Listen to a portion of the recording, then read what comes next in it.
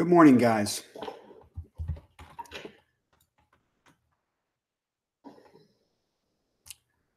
Welcome to the ARMR report. This is the morning meeting. ARMR stands for Algorithmic Risk Management Research.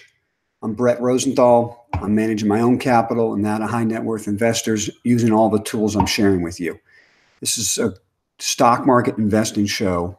And the morning call is about getting your mind right to trade during the day and to invest multi-day and over a long period of time. So I just try to hit you with some ideas that we're working with on our trading desk before the market opens. It's 9:19. I'm a little bit late to the desk today. Just a couple of thoughts for you. How to trade a gap up or a gap down. Yesterday, I talked to you about the gap down. I said, when markets gap down, we look long. A lot of money made yesterday doing that. Market gap down on volume, closed above the high of the first volume bar. That was your trigger to get in. Market was up the rest of the day. In fact, I'm going to share with you an example of what we did yesterday, just so you understand where I'm coming from. So what you're looking at now is a NASDAQ 100 chart pattern. We use 3-minute charts. Okay. I'm going to blow up this day right here yesterday for you. Get an idea of what we're talking about. In the bottom left-hand part of the screen, you're going to see a yellow box. This is the gap down. The black dots are the VWAP. Here are the black dots from the day before, all the way to the left. So we gapped way below the previous day's VWAP. The first bar is a volume down bar. That's what the green dot tells you. The first close above the high of that volume bar is the bar you get long. You use a stop of the opening range low of the day. You ride that trade all day long. And of course, you can figure out where you want to book your profits. It was a big up day. So there's an example of how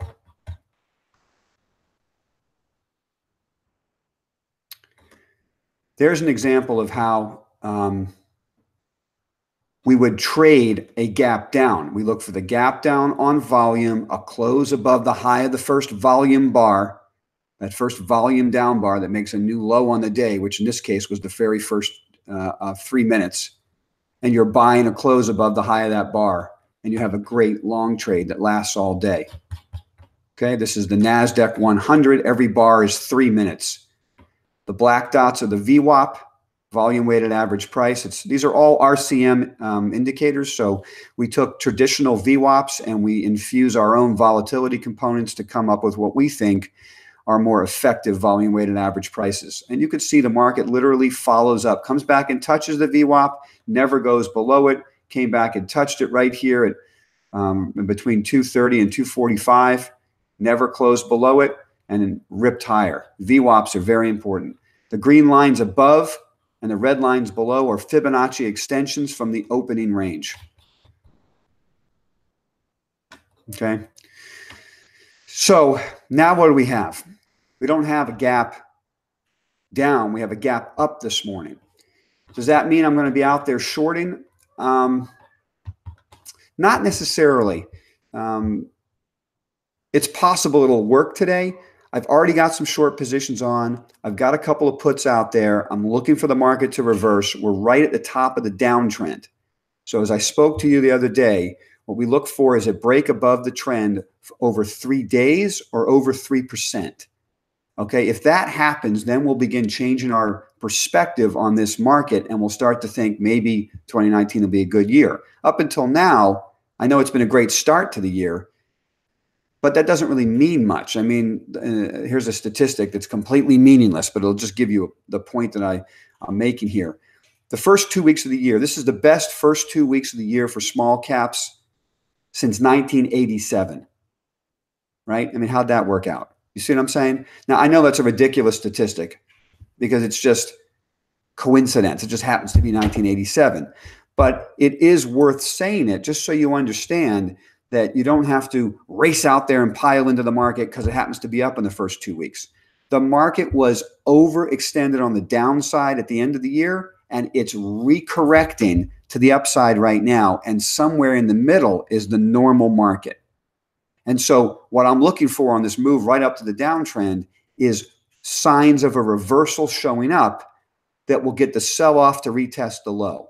And so instead of looking long right now, I'm looking short. Now, what I am doing on the long side for investors, well, before I get to that, let's just say if you're looking to trade intraday today, we've got a gap up, okay? So normally I would be looking short on a gap up. Just like we looked long on a gap down yesterday, we're looking short on a gap up.